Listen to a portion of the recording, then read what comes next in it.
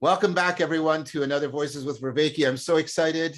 We have the amazing Mark Miller on here again. We got so much positive feedback, amazing feedback, and not unexpectedly so when he was last on.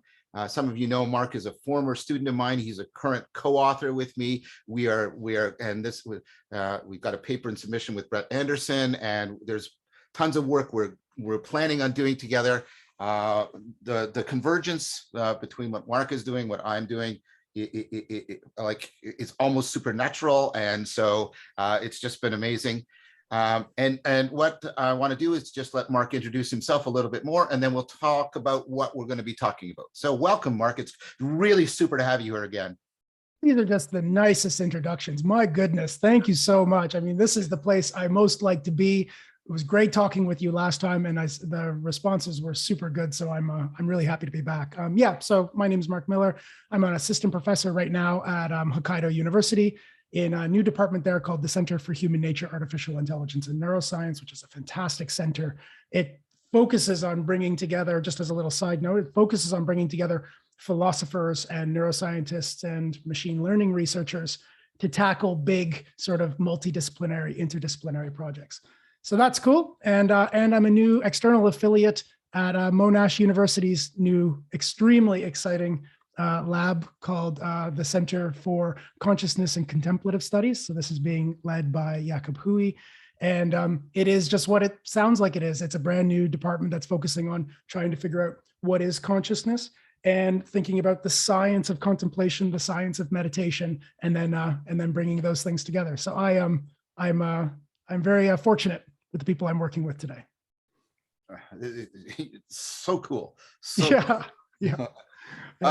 So what we thought we'd focus on, and I'll let Mark set it up, I won't presume, on the topic of well-being. Some of you know on my other sub-channel, I don't know what to call it, the Cognitive Science Show, Greg Enriquez and Gary Hovannisian and I are doing a series on psyche pathology. We split it up because we think one of the things that's missing in psychopathology is a model of the psyche.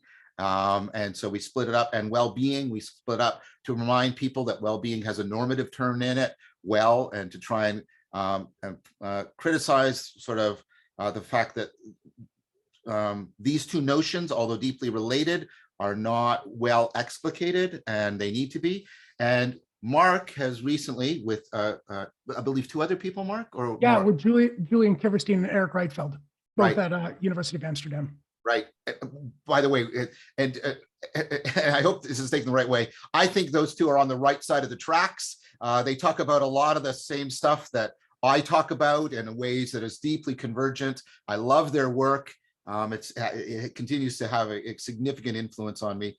And so the paper that Mark wrote with the two of them is a paper on well-being from a predictive processing framework. Now, I'm just going to throw one thing in. I found it, it's juicy, and it's filled with, sorry, I'll be a little bit self-promoting. It was filled with lots of Vervaeke juices. There's ideas in there that just drip with recursive relevance realization.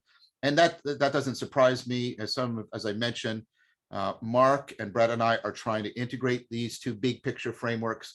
We think they converge. We think they belong together. We think they help each other. They have a friendship relationship, and we're trying to work on that. So that's the broad general introduction. Mark, can you go into the specifics, both I know people have probably, because we talked about it last time, but just a little bit, brief on the framework you're bringing in, and then what you're proposing, what you're arguing.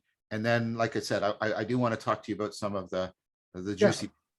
Yeah, love that. Thanks for that. And you're right. There's such a great coherence between your work and the work that we're on now. So, it was kind of destined that you and I were going to start working together again soon, because our ideas collided in this sort of really important way. Right. So just to set a little bit of context. So the paper is called The Predictive Dynamics of Happiness and Wellbeing. It was just released not too long ago in Emotion Review. And it's a paper that I'm really proud of. It's a good journal, and it's the end result of a number of years of working with some fantastic people. Julian Kiverstein and Eric Reitfeld, by the way, are just incredible researchers. I mean, for anybody who's listening, if you're not onto their research yet and you're interested in any of this stuff, I mean, you really gotta get interested, because they work a lot and their work is always top notch. And again, it suits very much with your ideas too, John. So I mean, there again is a natural confluence. Be great to get them to come on sometime. Yes. Eric or Julian and I, and have a chat. So we can look forward to doing that. Wonderful. I'd like to do that. Yes.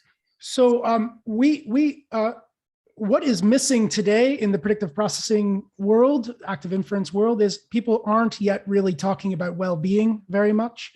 We're starting to see it sort of creep in at the edges a little bit. We're seeing some work being done on meditation. People like Antoine Lutz and Helene Slegter. And yeah. you. Yeah, exactly. And me. Yeah, that's right. Thinking about how we can use this framework to think about contemplative training programs and why do they create the states and traits and experiences that they do?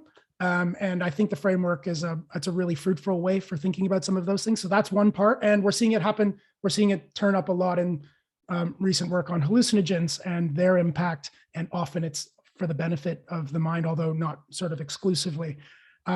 So we're starting to see it come in at the edge, but nobody's really taking it as a framework for thinking about, what is well-being, or what does it mean to be well? Still being sort of left out of the discussions about normativity, about how we should live. It's giving us a kind of really cool architecture, cognitive architecture, but nobody's really taking that to start thinking about, well, then what would it mean to be a good predictor? And that's something we're extremely interested in doing.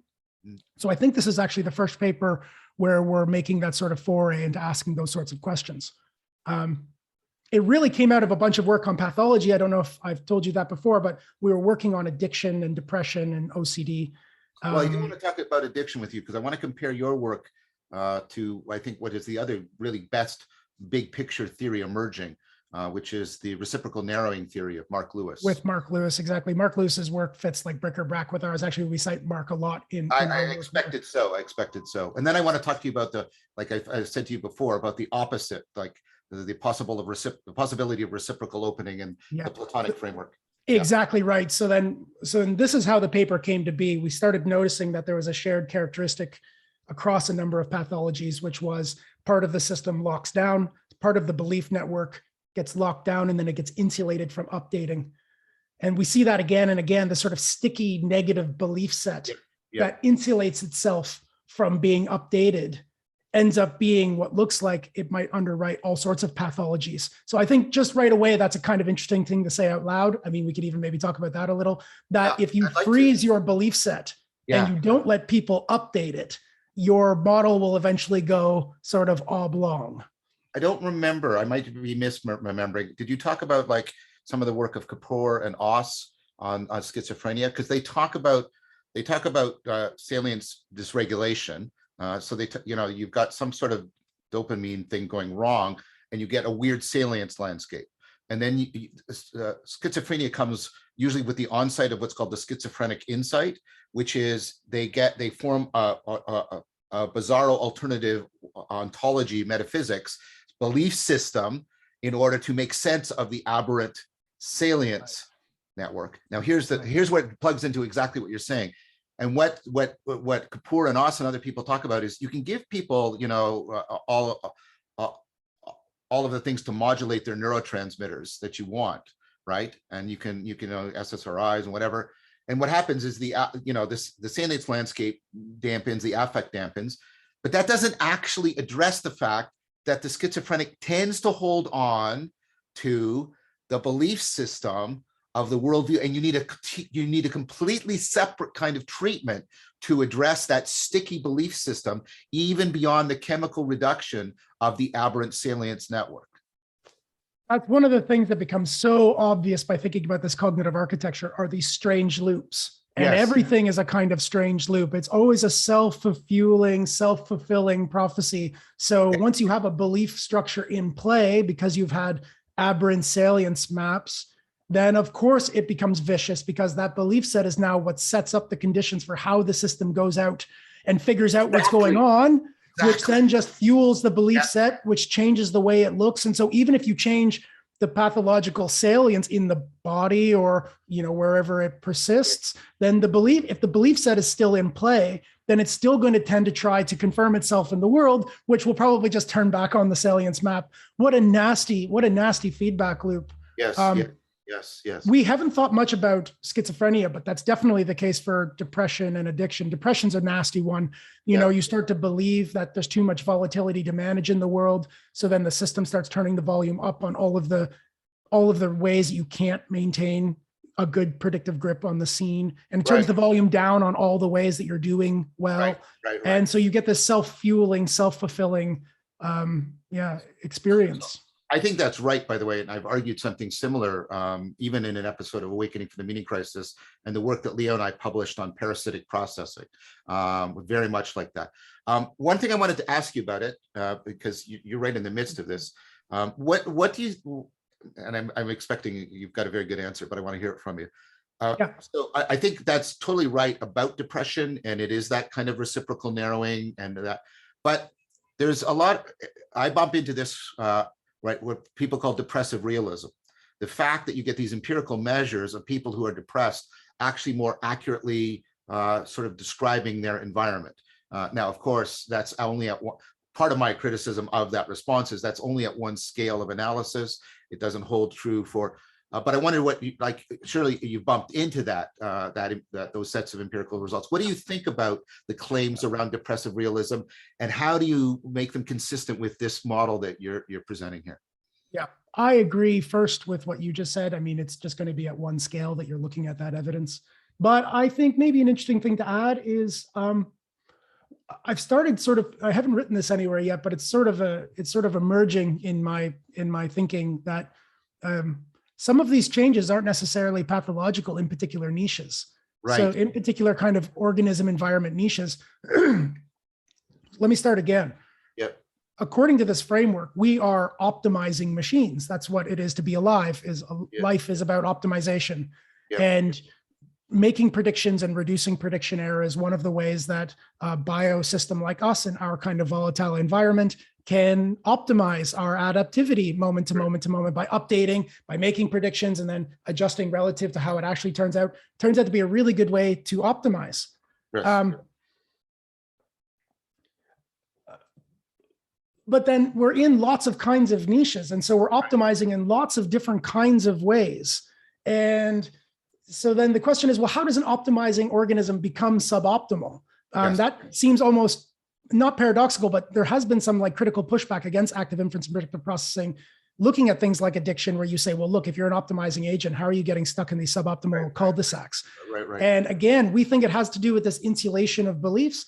But so what I was going to say that's coming up in my thinking is, it might not be the change itself that's pathological in a particular niche. So one of the ones that I've been thinking about recently is PTSD.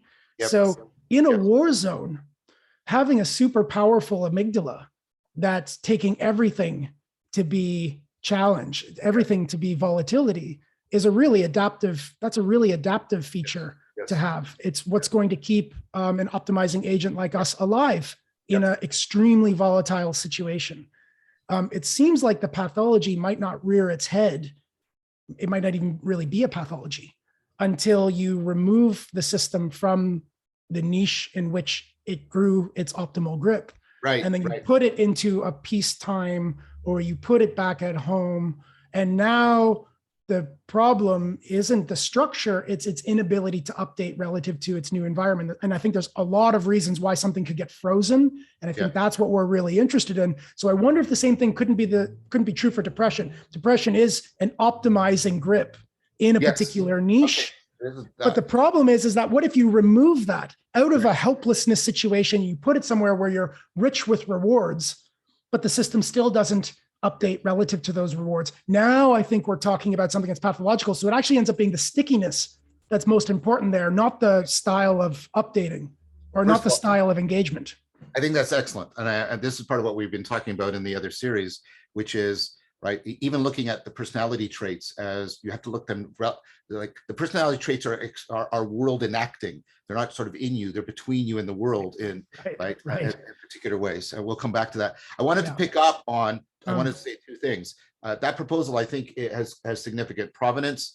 There's quite a bit of theory around the idea that ADHD is actually would be a really great style of cognition to have in a hunter-gatherer society. So if you have ADHD, you're not going to be disordered. You're going to be a high status individual because it sets you up. And this is part of the argument about why does it persist? Like because it's an odd thing, right? But the argument is, well, it's only odd in our really, really odd environment, right? So, right. So first of all, your proposal has good provenance, and then I want to bring up the PTSD, the soldier in the war zone, right? This is adaptive, and then they come back here and it's not. I want to say something that's analogous, but and that way we can also introduce the addiction thing. So you have the disease model of addiction, which is an internal, like it's disease. You've got something like an infectant, right? And then you're locked in, and no matter where you are, you have the disease, right? And amongst many of the problematic kinds of evidence around that are things like you had soldiers in the Vietnam War using opiates. And then they come back to the United States and they, like overwhelming majority, there's some that don't, but overwhelming majority, they just quit cold turkey.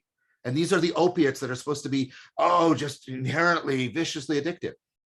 And it's exactly the same argument, but symmetrical. Do you see what I'm saying? Like they're doing that there, and then they come back here, and the agents are really, they're no longer soldiers. They're no longer in a war zone. And right. And this is the kind of stuff that Mark is trying to explain. So first of all, like this model you're proposing and what you just said, how it's niche construction in that's what you're invoking, right? And the way we're shaping the environment and the environment is shaping us. Now, that brings up this really interesting issue, because we're talking about well-being, which is a very longitudinal, comprehensive concept. And you know where we're going to go with this. So the brain faces a really interesting trade-off problem, which is, right, how much do I niche construct here versus how much do I try and get processing that will carry me across many different niches, right? And that's exactly our point. So yes. Now moving into the actual happiness and well-being part of the paper, right. We started by thinking, well, we've got a kind of sexy way of thinking about subjective hedonic experiences of happiness. I don't think we should probably be using the term happiness, although that's what shows up in psychology. Does not map on to right. So you get positive hedonic affect, and people call it happiness, subjective happiness. It's kind of weird because I think we mean more than that when we say happiness. But anyway, let's start there. Yep. We get a kind of cool story out of the active inference framework, predictive processing framework, for just that kind of happiness, which is this doing better than expected in things that you care about.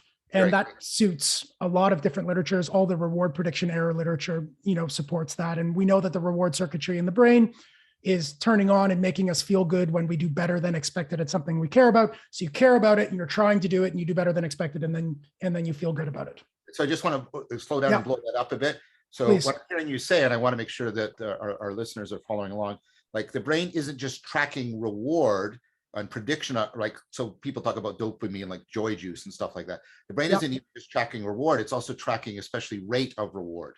Like, and so, right. And so it's a very, and this is, you emphasize this in the paper, this is a very dynamical measurement that's going on. It's not an absolute measure, right?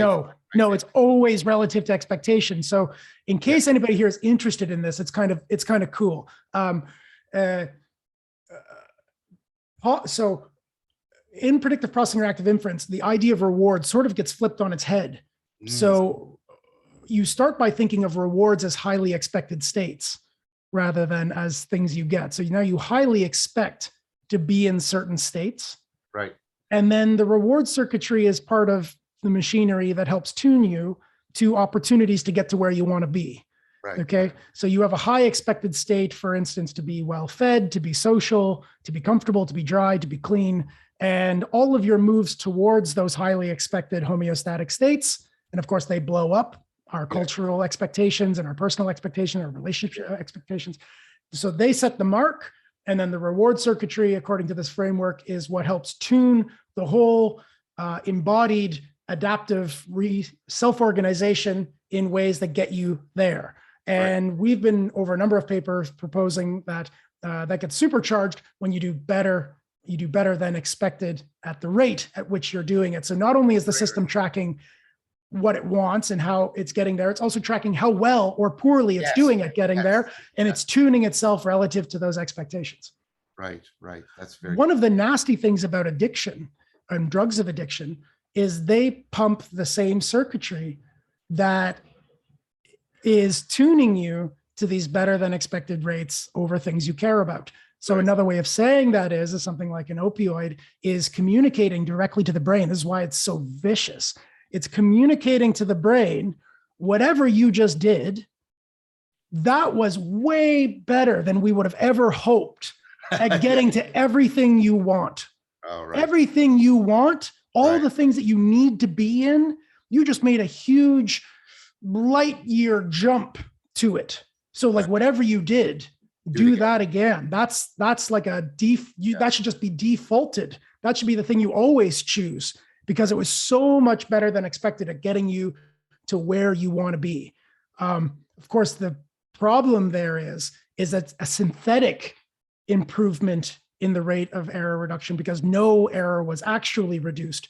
You didn't get closer to building good family dynamics, to improving on your job, to all the other things that we think are important for a good human life.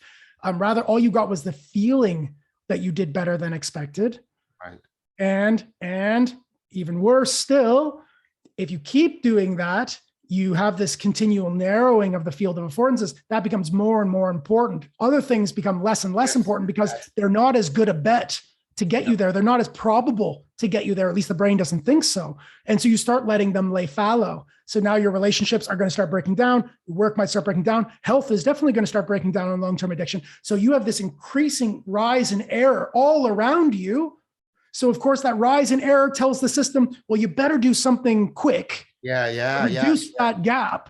And the thing that we know best that does that is the drug seeking and taking behavior. So you do it again. And meanwhile, error goes on the rise at the peripheries. Locally, it feels like you've got a good grip, but in fact, it's a fake grip. And the global error is still on the rise. So you get this really, that everybody knows, it's a really nasty feedback loop in addiction. Yeah. And I could just see the reciprocal narrowing in there just happening the way you were describing it. Right. Oh, that's amazing. So I don't want to throw you off where you're please. But like we were beginning to discuss happiness and versus well-being, right? Okay. So happiness is this doing better than expected. Yes. But that can't be identical with well-being. So that's one of the things we tackle in the paper, because exactly for this reason, you can have lots of local happiness experiences, if what we mean by happiness is positive affective, positive hedonic bumps. Like addiction is an example where you have pretty good control over your local positivity dynamic, but globally it's falling apart. And it's not only happening in addiction. Substance addictions. It happens everywhere. You could imagine a video game. That's one of the examples we use. I use the same example. I talk about people who are getting the flow state while they're in the video game. But their relationship to the real world is degrading. I actually pose this question: what's the difference between the video game that reciprocally, which you open up within the game, but you reciprocally narrow in the world, and when you're doing something like Tai Chi Chuan that actually transfers out to the real world? So exactly, it's very convergent. That's exactly our point. That's bric-a-brac. We say exactly the same thing. We say, look, a video game is a good example where a designer could create error-reducing slope opportunities in an increasingly challenging and interesting way, so that you're hitting little micro flow states. And yet, maybe you're losing contact with your relationships and your work and the other things that make up a rich, meaningful life. So you can have local happiness success, but global well-being is starting to erode or degrade. So then the question is, what's the relationship between those? That's the question we wanted to find out, was what's the relationship between succeeding locally and succeeding globally, where it is the case that you can succeed at one while fail at the other. Exactly. That's really cool. And I mean, and there's all kinds of add-ons because you're spending so much time in the virtual world. The brain's getting a lot of the evidence it uses to say, but I must be doing well on the big picture because look at all the time I'm spending in this world. You get all these things like, yeah, oh, this is so exciting. So, so what, like, obviously you've introduced the distinction. So we've got two things at play right now, just to keep you going. We've got the distinction between something like hedonic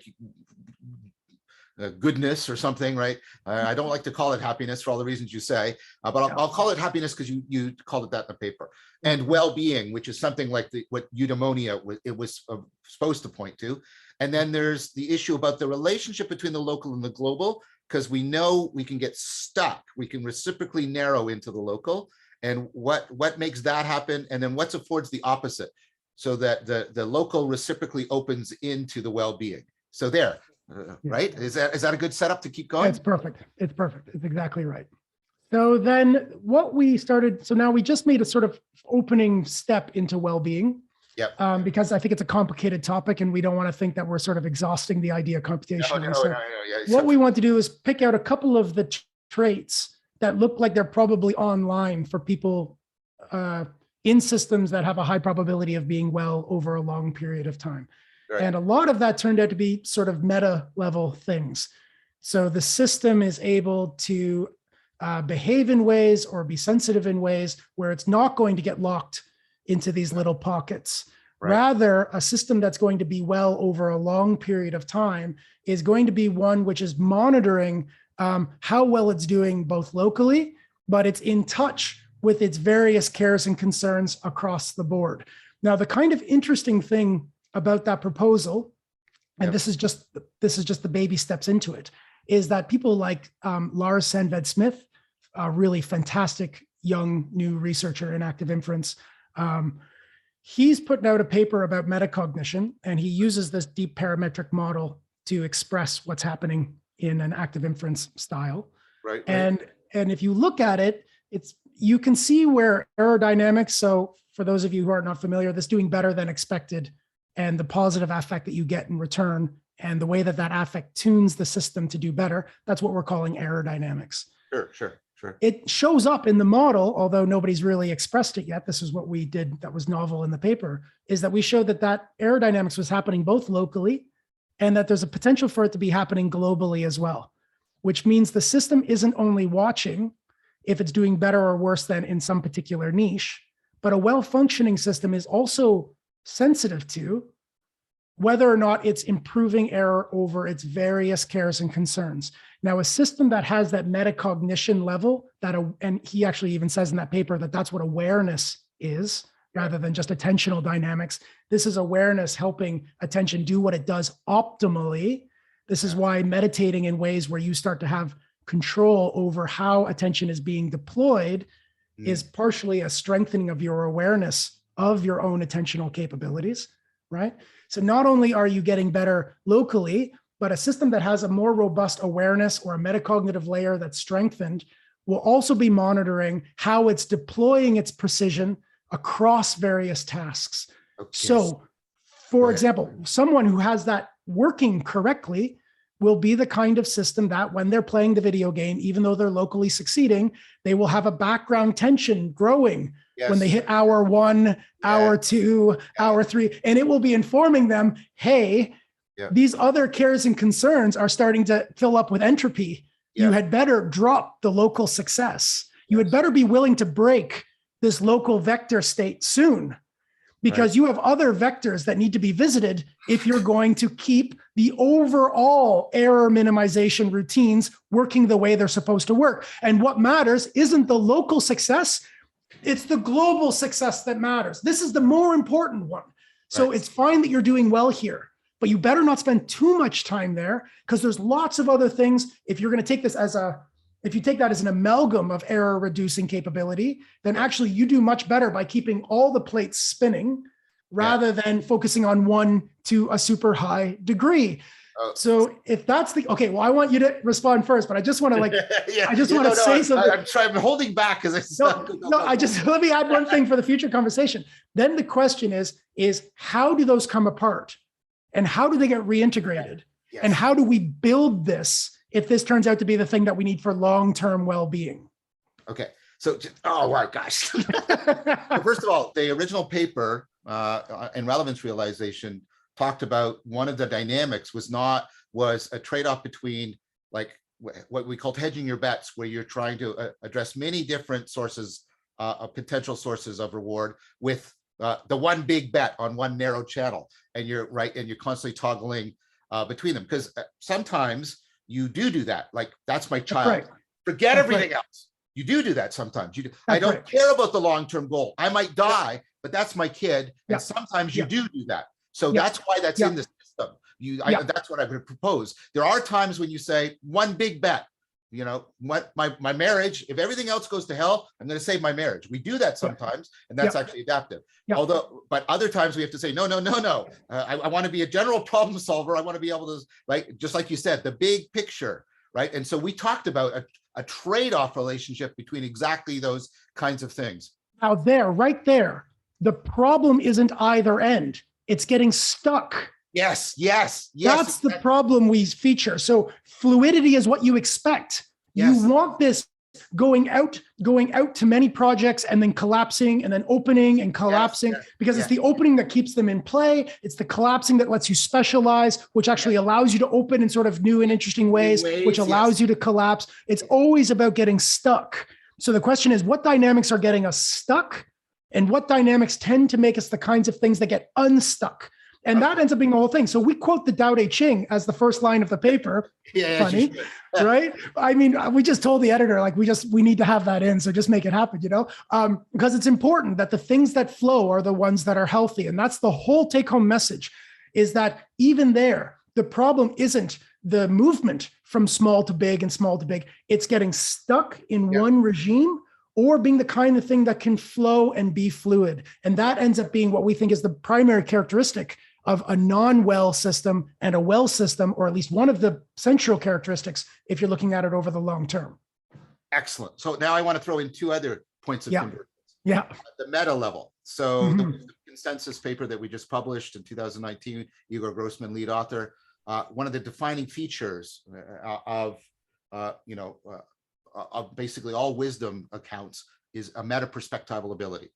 And so I think part of what we're talking about, so we talk about like when we're in a perspective, right, as opposed to being able to move between perspectives, is exactly, I think, which, especially if you think what a perspective is, it's like a niche construction of your attention and your in action, right? And so this meta-perspectival ability, which means there's going to be an inherent wisdom aspect to well-being. And think about the classic distinction between phronesis and Sophia. Phronesis is your ability within the context to fit yourself and do what is appropriate in this situation. Sophia is your understanding of the big picture that puts you on the track towards well-being. Yeah. Wow. So this. Oh no, I got it. Hold on. Let me just, there's something really good there about this meta-perspectival position is exactly the way I'm thinking about it as well. And what allows that in part is the insight that any particular perspective is temporary.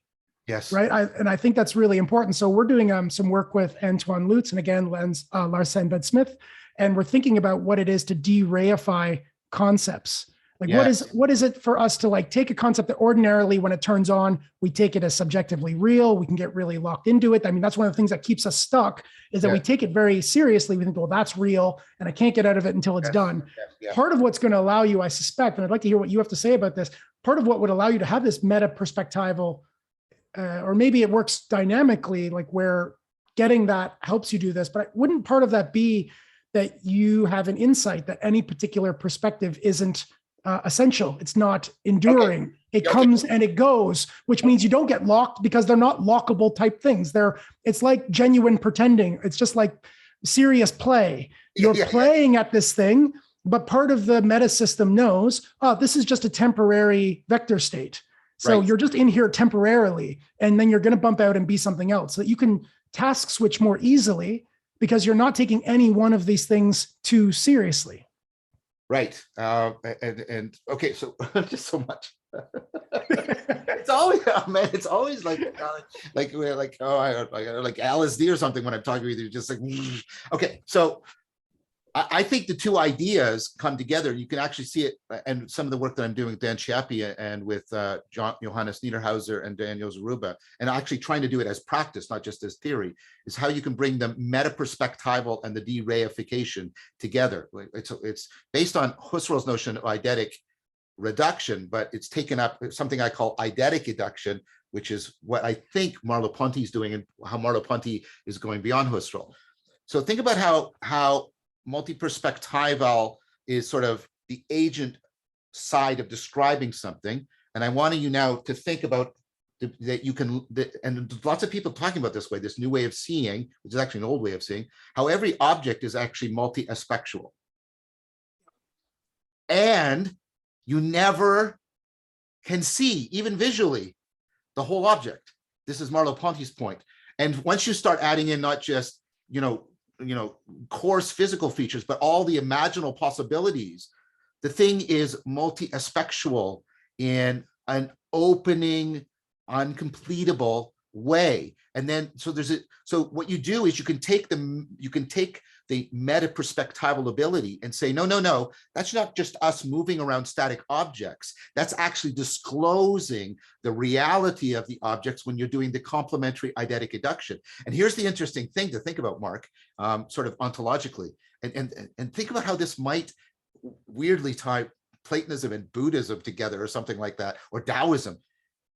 There's a through line. John Rusin talks about this. It's like music. It's like a melody. There's a through line to all the aspects. They don't strike you as discordant. They all are mutually intelligible. But the through line is itself not any aspect. It's a non-aspect that ties all the aspects together. There's a no thingness running through the unpacking of any particular object. So you like, here's the arena side, right? Multi-aspectuality. Here's the agent side, multi-perspectival. And then what you get is you get the no thingness that is the through line running through objects, but also therefore also through you as you're doing all the multiple perspectives. Wow. How do you see, so to have that perspective requires that what does that require relative practice. To the It requires a lot of practice. Right. You have to, and I mean, so, and there was even a line of, like, out of Idy and others, you might have come across Idy, experimental phenomenology, where he was trying to basically do this he was basically teaching people how to do this. You can see it also in Goethe's work when he's talking about this way of seeing, and he was trying to get at the flower or the plant, right? And I would argue, if you go back, that's what Plato is doing, because the word eidos originally means the look of something, its particular aspect, right? And what Plato's realizing, I think, is that there's a look that's not any particular physical look that's running through things, and we're somehow trying. And think about how that matters for predictive processing, because you're not just predicting an object, you're predicting, right, an unfolding incomplete manifold between all these aspects. Yeah, so that's very interesting. So there were two qualities that look like they got foregrounded in our paper that I think are worth tracking down. And one of them seems like we share in spades, which is metacognition plays a really valuable role. Wisdom is going to play a special role in well-being over the long term, because it's going to be the kind of way the system can be set up such that it doesn't get locked in any one of its kind of ways of being. Yes. If you think that you are one kind of thing, and you're willing to jeopardize all of the other possibilities of what you could be, and in fact are, for just that one thing, then the system will go oblong in given enough time. That actually a healthy system is one that knows about its own engagements and isn't getting stuck in any one for too long or for longer than is adaptive. So one thing is metacognition. And the second quality was this tendency to disrupt your own Yes. fixed attractor states Yes. in order Yes. to push the limit. Yes. So that's the other thing we're interested in, is one, the metacognition, like you were just talking about. But the other one is this, and I think this is something we can be doing practically as good humans if we think this framework is pointing to something real, and I think it is pointing to something real. One, we can get better on our metacognition. We can start asking, well, who am I? And what am I? And what are my belief sets? And Very are they Socratic. true? Very Socratic. That's Socrates. Right, exactly. Are they true? And you should have a healthy amount of intellectual humility where you think, actually, everything I believe is only relatively true, right? The other half is then moving beyond your knowledge sets. So going out to your own edge of criticality, as we say, out to the edge of your own, between order and chaos, and have some risky play opportunities. And the reason why that keeps you healthy is because if you're always hanging out at the edge of what you know, and let me say, when I say always, it's important to be in your window of tolerance. So I don't mean like literally always, but if you are the kind of system longitudinally, that's what you mean. Exactly. Who tends to frequent interesting edges of their own knowledge. This is why I think everybody should take philosophy also, because it's, I think at its best, it's a training in bringing you out to the edge of what you know. Certain kinds of philosophy, I would say. Agreed. Okay. If you hang out at that edge, then you'll not only be the kind of system that catches lots of good slopes. So there's half of the story, because if catching a good error reducing slope is what makes us feel good, then the question is, where do we find the best slopes? The answer is always going to be at the edge of your capability. Yes. Right. Yes. Because that's going to be close enough to you that you have the skills to manage that new volatility, but far enough away that there's something new to learn. So actually hanging out at your edge is a surefire way to feel good over the long term. So there's happiness taken care of. Right. Now, well-being also gets managed if you're a kind of risky play person also, to some degree, because that is also asking you to constantly be jeopardizing your own belief sets. So that's what it means to transform at that edge. And if you're doing that, then you will tend, I think, to be the kind of self-organizing system that doesn't get stuck in these nasty little cul-de-sacs, because you will be asked to jeopardize them as part of your transformation into being something new. So metacognition, so that you know where you are, and the kind of courage to go to your edge. And that seems like two broad things that I think are working in systems that are well over the long term. I think those map very well onto Sophia and Phronesis, by the way. I think Right.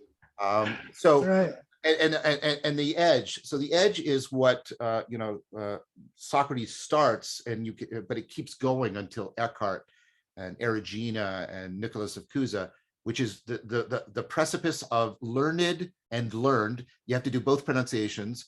Ignorance, and Eckhart's got this great quote: you can't get this kind of ignorance unless you go through all of your knowledge. Like, it's not the same as privative ignorance. It's superlative ignorance. It's the ignorance that you have to go, right? You have to go through to get there. So I think this is something I'm going to be bringing out both in the series with Chris on Socrates and Kierkegaard, and comparing the leap of faith and the leap of reason, and also what I'm going to be doing in After Socrates. So there's that.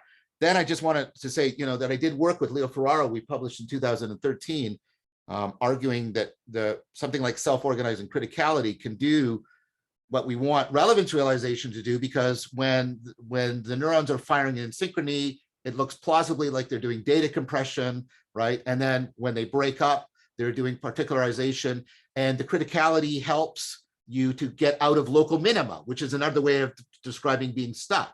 Right. And Stephan and Dixon did that behavioral work showing that just before insight, you get a huge increase in entropy. The brain is sort of introducing entropy into itself in order to get out and bump itself into space.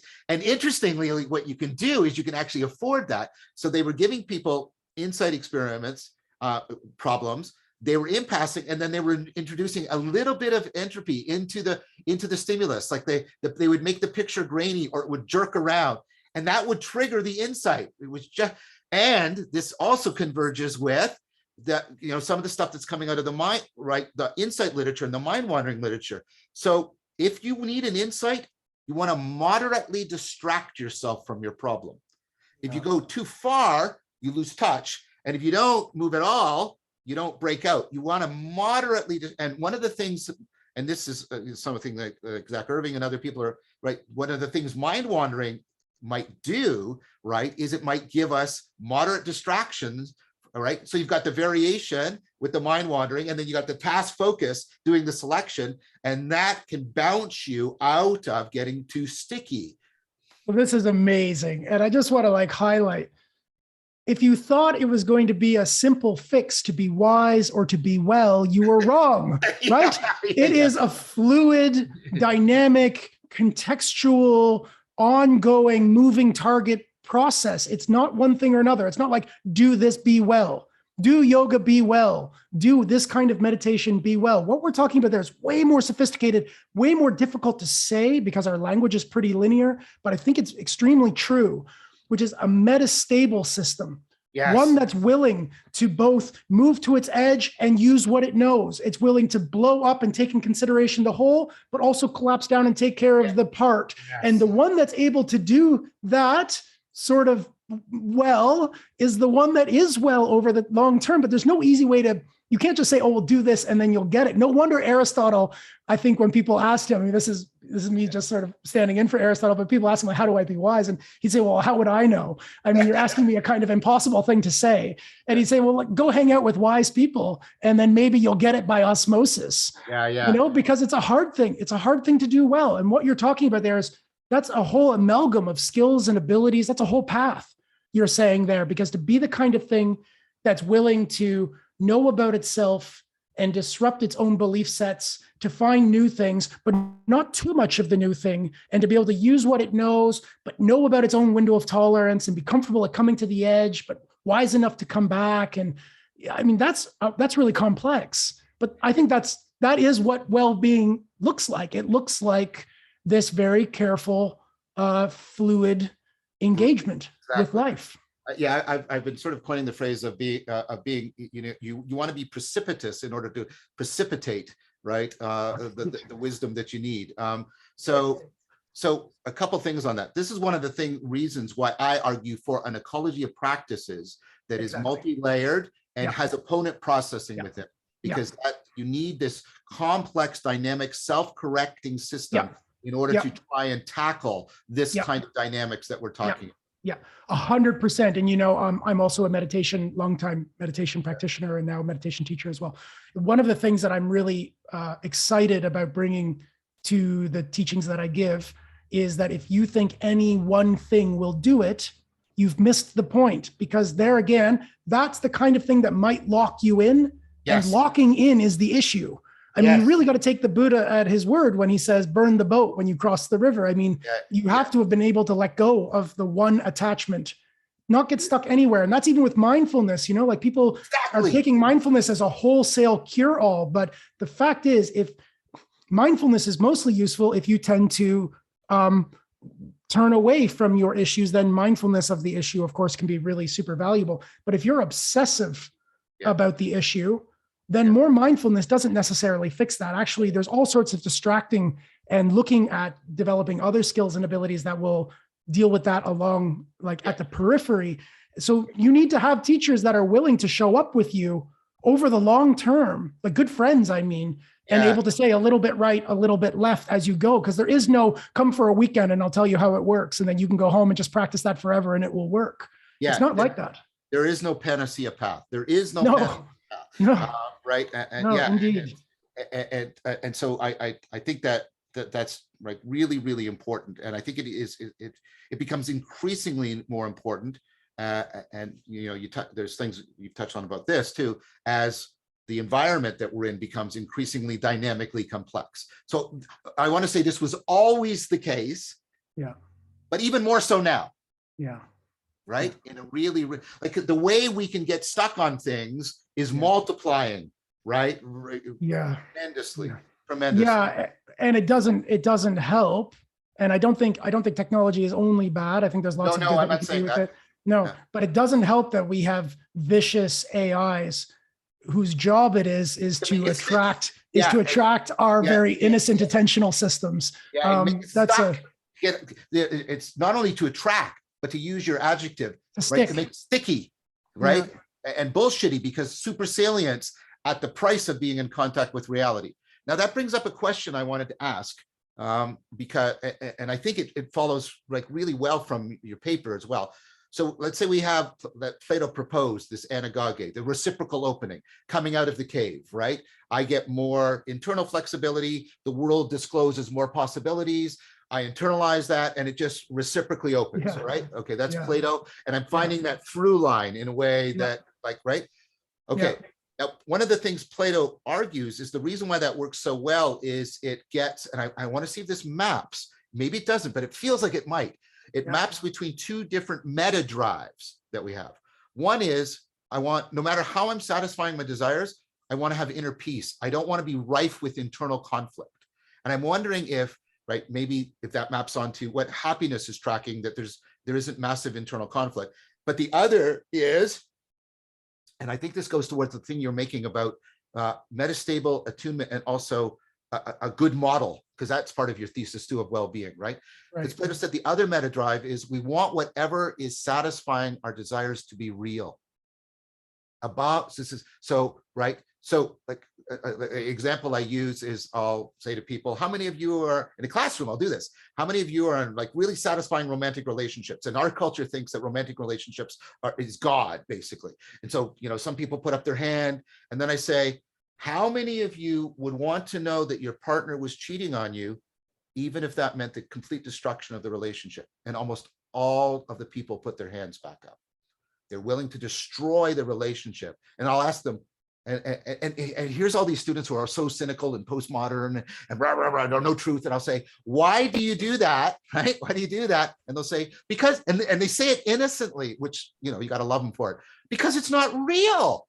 That's how they respond. It's not real. And I said, but the person's going to keep acting all the way they've been acting. They're going to still, oh, but it doesn't matter anymore because it's not real. So I'm like, it's so good, John. First of all, I miss having you as a professor. What an amazing professor you are. What a cool question to ask a group of kids. Fantastic, fantastic. That fits really good with the framework. Both of those fit very well. Second one first. The framework proposes that what we are is trying to get a good model of how things really are in the world. That's our modus operandi. You are trying to create a good model of the world. Now, it doesn't necessarily have to be completely accurate. It has to be useful, but part of it being useful is that it's accurate to some degree. I mean, it doesn't have to be faithful to how the world is completely. You're not trying to build an internal map of the whole world as it is, but you are trying to build, you are trying to get at how it really is out there, especially the parts that you really care about. And that's what you are built for. If this is true, then you are built to get a good grip on how it actually is relative to what allows you to stay alive and to be well and to flourish. So that's what you are. So of course they say, well, that feels intuitive that I need to know how it really is, because that's what you're built to do. You're built to know how it is. And I want to say two things for that. I propose using the word faithful for that kind of continuity of contact rather than complete accuracy. I'm faithful to my partner doesn't mean I have a completed model about her. Everything I do is an absolute disaster for the relationship. But it means I have a sense of, no, but my model keeps continuity of contact with her. As she changes, it evolves. Right? Well, think if you're choosing your behavior. So given this model, you choose your behaviors. So you're running multiple possible realities alongside one another, and you're choosing the right behavior set relative to how much entropy that behavior will decrease relative to the things you really care about to get to where you want to go. For that to work, the better the model you have of how the actual environment is working is how good you'll be at picking the right adaptive action. So you have to know how it is to do the thing that means something to you. So it's really rewarding to know. Knowing is rewarding. Like we are epistemic agents in a really deeply, like a fundamental way. And actually life might just be epistemic machines trying to figure out how it is. And I kind of like that poetically. Life is all about trying to figure out how it is.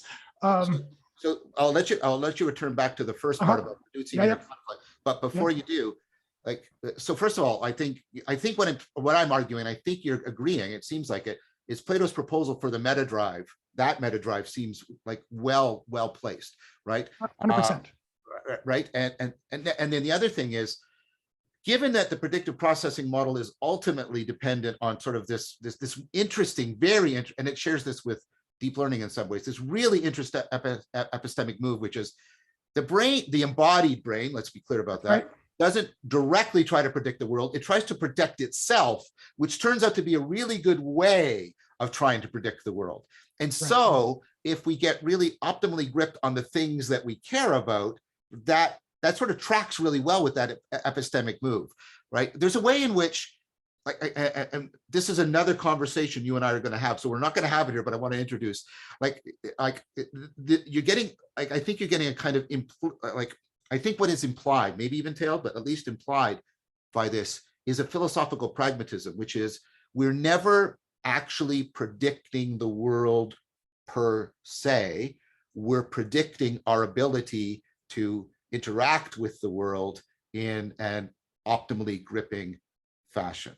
That's right. I think that's right. Exactly. Right. Okay. Now, I just wanted to get, and so for me, you're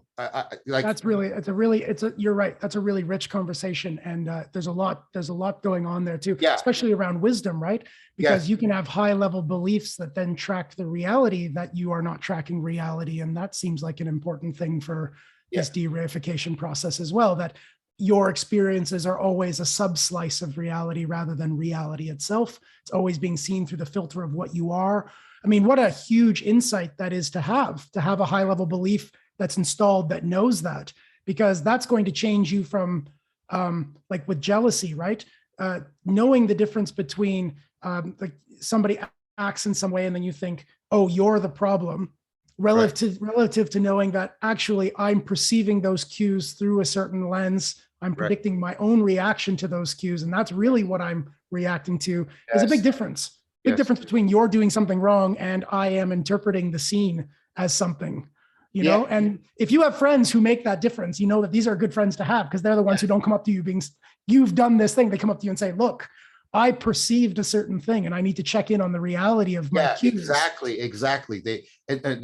When we're doing the dialectic into dialogos, you don't make a third person definition of a particular virtue that's coming into the practice. You say, I propose that. Right. Yeah, it's coming out of the system. Okay, back to the first. Meta proposal. So something that we haven't spoken of that comes up in the paper is the difference between feelings and moods. And again, that's a really rich literature. So I don't want to exhaust that literature with a simple computational sort of output. But this is one interesting thing that's coming out of the framework, is that where individual affective changes, positive or negative, are about these changing slopes of error reduction, either better than expected or worse than expected. So we feel good when it's going better than expected. We feel bad when it's not going as well as expected. Background moods, longer timeline, more context irrelevant. You know, you can have a mood all day, even though you do multiple little local things. The background affective mood might be computationally speaking, and it pours into the phenomenology, are general expectations about the kinds of slopes we tend to find in a particular season, in a particular context. So what it means to have a bad mood is that some part of the system is now running the belief set that says, given the context and given your skill set, we are unlikely to find better than expected slopes in all the little local niches that we're going to explore today. That's what it is to kind of feel like, I'm not having a very good day. It's not working out. I don't expect it to get better. Whereas a good mood, if we do better than expected a couple of times in a row, your overall expectations for the amount of error you should be managing in a particular context might elevate. And then suddenly you're thinking, wow, no, I've found the right place where the berries are on this fine spring day, and I'm likely to find many other berries, and I'm feeling pretty good about that. Okay. So we might have longer term background affective experiences like moods, that are telling us how well we are doing as an overall predictive machine in our kind of niche. Now, if that's the case, then the wise person who's hanging out at their edge, who's not getting stuck in local dynamics, but is instead keeping all the plates spinning because they are not only sensitive to the local, but they're available to the global, that means they're able to have more plates spinning and more successfully spinning. You're Yes. keeping more things in play because you're Yes. deploying your attentional Yes. resources Yes. across the whole. The output is, even though you might not be doing way better at one particular thing, you're reducing lots of little errors across the whole, which is going to give you an overall embodied sense of, I've got a good control on my life. I've got a good grip on how it goes. And that feels great. Right. It feels great when you can be the kind of thing that's set up in a way where you're not getting burned by local burns and losing it, but instead, and I think there's a bigger story here about what needs to actually be in play to have that bigger mood. But I would agree with Plato that if this wisdom routine is working the way that we think it is, there will be a background felt sense of control and of competence. You'll have a sense of competence. And I really do experience that, the better I get at not getting stuck in any one place, the more that I'm comfortable in uncertainty, the more I'm comfortable at going out of my window of tolerance and coming back with control, the more ease-filled I am, regardless of what happens next, because my predictive system has learned that it has enough resources that regardless of the volatility, it can digest it. So think of Socrates in dialogue with many different interlocutors coming from many different positions, often challenging what is being proposed. And that's exactly what you're talking about. Right. So, and it's totally comfortable. It's totally comfortable in the uncertainty.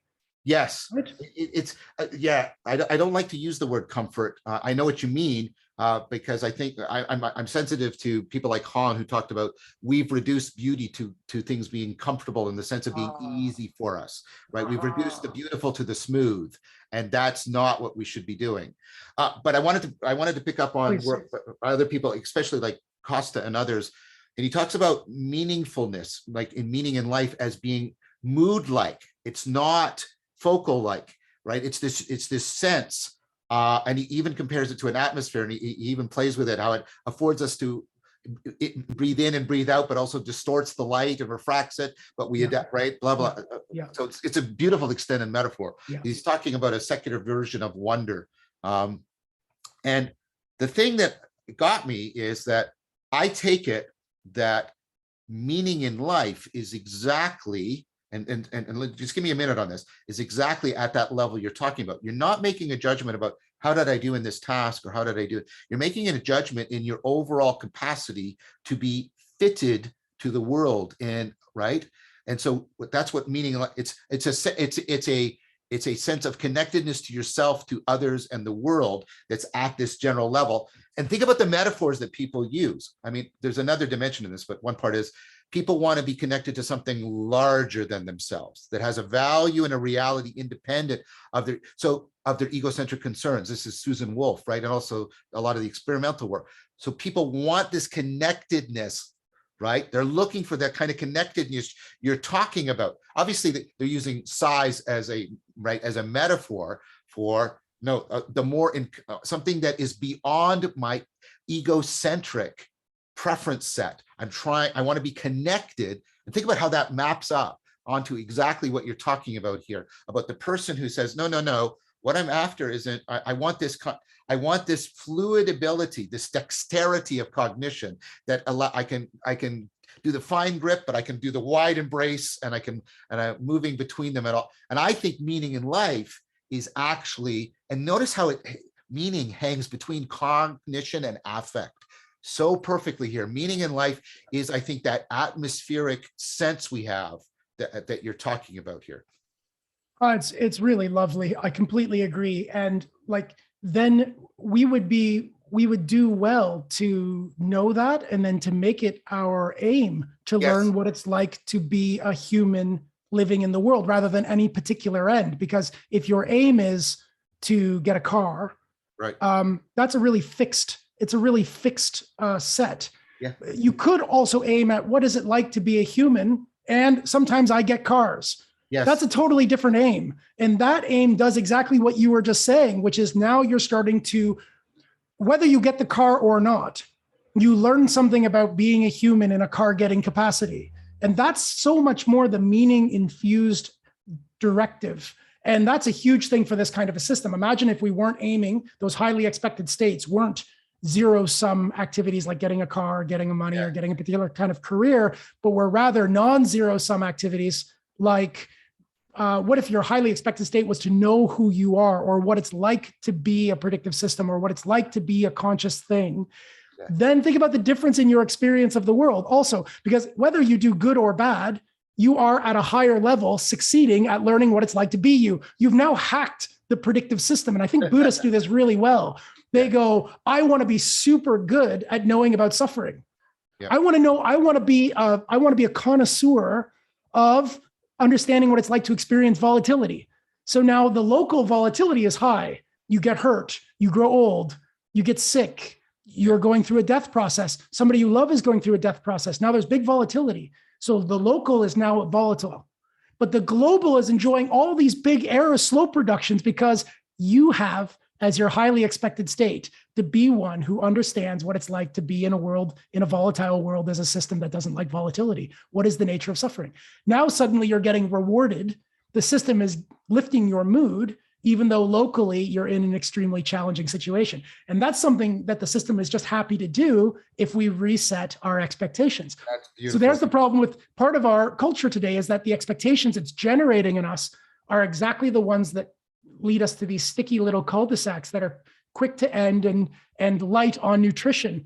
And if we were just to change our expectations a little, then suddenly we would find that there were good slopes everywhere. Even when it looks like there's bad slopes, they're actually on a bigger good slope, even though they're locally quite challenging slopes. So this is not only the Buddha, this is Socrates, and this is the Socratic know thyself. And the know thyself is not it's not know your autobiography. It's exactly this. It's not your autobiography. It's the owner's manual of you. Figure out your owner's manual, right? And so there's that, and then that gets taken up in the Stoic. Right. And notice, and the Stoics talked about the smooth flow of life. They're talking about like a flow state that's at this higher level. And then that brings to another connection, somebody deeply influenced by the Stoics, which is Fromm. And Fromm made a distinction between the having mode, in which you're organized towards having things, that is right, and the being mode. Yeah, the being mode. What our culture does is confuse us and exploit us by trying to have us satisfy the being needs, these needs for know thyself, become wise, like become somebody who is in love, right? Confuse those with having a car, having the house, having as much sex as you can. And so modal confusion is, I think, Fromm's point, because it goes back to the Stoics and to Socrates, it's a perennial problem, but it's also a historical problem in that our culture is biasing us increasingly into this kind of modal confusion. And I think it's Dubois who even takes it one step further, which is from the having to the looking like you have, right, to the appearance. Yes. So not only are you not trying to be something, you're not even trying to have it anymore. Now all that matters is looking like you have it, right? There's lots to say here. So we have a new paper. We have a new paper just dropped, and the Aeon article touches on this as well. About why, given this cognitive framework, this is increasingly problematic for our kind of being. But I think we're really onto the pulse here, that if you go back along this, why would you want to do that? Well, here's one real good reason why. Because if you're positioned here, the system is going to be better at getting good grips on lots of different things, even if it's not working very well. And that's going to lift your mood. It's going to make you more resilient. In fact, it's going to make you anti-fragile, meaning you're going to get stronger when you're perturbed. And in fact, it might even make you tropophilic, which is we have a paper coming out on anti-fragility. Tropophilic means you turn into a lover of uncertainty, where you kind of now dig perturbating the system, because you're kind of like, what's it like to be perturbated? That's so interesting to be perturbated. If you're focused here, the predictive system ends up getting a better grip, I think, more quickly than if you're in the having state, or especially than if you're in the appearing to have state. This goes into work I'm doing also with Effie Ugian on consciousness and other things. So we're now so in biology this, right? We brought it up when we were doing the paper, that we move from discussing the evolution of traits to the evolution of the meta trait of evolvability itself, and that's exactly what is being proposed here. That's right. That's all it is to be focused on being. It's a meta concern, because it's no longer about any particular having. Now it's about what is it like to be a haver, and if that's the aim, then regardless of the having, you're improving your grip on the world, which means there's going to be all these juicy little slopes and your mood's going to be elevated, even if you don't get it. If the aim is to figure out what it's like to be a haver, then that becomes superfluous in a way. Not completely superfluous. Of course, we need shelter and food and medicine, those sorts of things. But ratio, it properly proportions our care. Ratio, it properly proportions our care, right? That's what we're talking about here. That's what we're talking about. And so for me, I think also not only is it lifting your mood, I mean, everything can be hijacked, but I think that phenomenology is pointing to, you're actually putting yourself into an arena in which you're prioritizing evolvability, which I think will overall, longitudinally, not locally, but longitudinally, is going to enhance your capacity for relevance realization. And that's, that's exactly the good news to take home out of this theory. It doesn't only have the propensity for all these negative, vicious feedbacks. It has all of these positive feedbacks as well, which is if you could get the right expectations in play, that you are starting to get little successes all the time, then the system starts to expect to be the kind of thing that can get a good grip. And so it starts highlighting those new opportunities to improve its grip, which is right at the edge of your capability. So now the edge is becoming attractive. And the more you're attracted to the edge, the more you're growing, the more people you're getting involved in, the better your relationships are. And the more you're expecting it to work. So the braver you are, the more you're at your edge, the more people you're learning, the better the opportunities there are. And around it goes. And that could really start just by something as simple as try to change a little the expectation. Try to today just set the intention to know a little bit more what it's like to be you. I mean, it could be as easy as that. Or start feeling a little bit grateful a couple of times a day for the things you've already got going. Because if you start setting that high level expectation and that there's good things going on, the system is quick to pick up on it. And then it starts to create a system that starts highlighting the things that are working. And then you're going to be more willing to go out. I mean, the hot hand phenomena is a real thing, like where basketball players think, well, if I've won a couple games, then we're sure to win another one. And then they tend to win them. It's a weird phenomena, right? But it works because if you expect it to work, then you play in a different way. You play more courageously. You play at your edge. Yeah, very much. If you're going to do the know yourself better throughout the day, remember, this is not about reviewing your autobiography endlessly. Our culture loves that. This is about, like I said, your owner's manual. Pay attention, learn about the machinery of your cognition, learn about the machinery of your affect, learn about the connections between the machinery of your cognition, your affect, and your embodied movement in the world. That's what this means. That's what this means. Absolutely. Absolutely. Good conversation. This has been fantastic, Mark. Mark, you of course, you're coming back again. Great. Multiple times. But this has just been wonderful. Thanks. Perhaps you'll send me a link and I'll put the link for your paper in this video. Read the paper. It's beautiful, and this was beautiful, Mark. So thank you very much, and we will definitely talk again. Thanks, John.